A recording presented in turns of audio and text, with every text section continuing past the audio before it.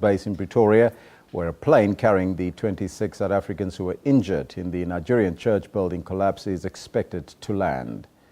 Several ambulances and emergency vehicles were escorted by the Tshwane Metro Police.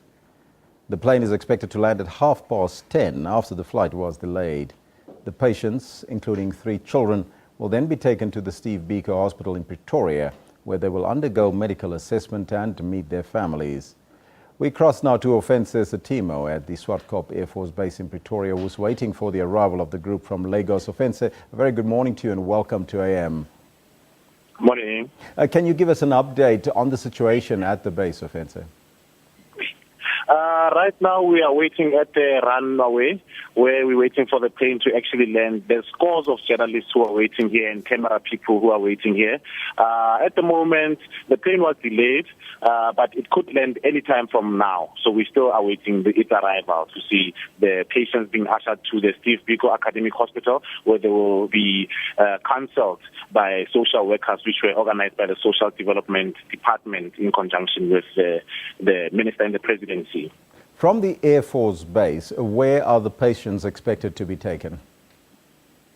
From the Air Force Base, there's numerous ambulances that are parked here. The patients will be taken to Steve Biko Academic Hospital, where the government has made arrangements for an assessment of their condition as to find out the extent of their injuries. As we heard, there's varying degrees of injuries. Some are critically injured, while some are minor injuries. We know that the Minister and the Presidency, Jeff Radebe, will be receiving the group there, but who else is at the base to welcome the injured? The only official that we've seen since this morning was Phumla Hopa, who is the CEO, the acting CEO of the GCIS.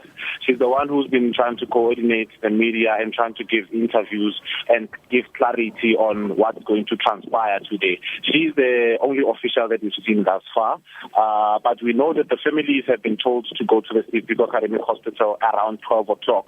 We're not sure what's been arranged there. And then at the same time, there's a hangar here at the Air Force Base, which has been arranged. It looks like shortly after the plane lands, there's going to be a briefing. We're not sure if maybe some of the experts who were sent to go repatriate the injured might be the ones actually conducting the interviews inside the hangar here at the Air Force Base.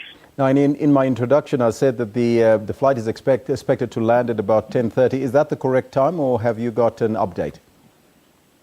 So far, as things stand, they've said 10:30 and they're sticking to 10:30. So we are hoping it will not be delayed further, as there hasn't been any explanations as to why it couldn't land around 7 o'clock this morning.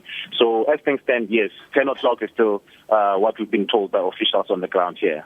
Ofentse, you will keep us updated in terms of what's happening there, and we'll cross to you a little bit later. That's our reporter on the scene, Ofentse Setimo, giving us the latest update. Thank you so much for that report.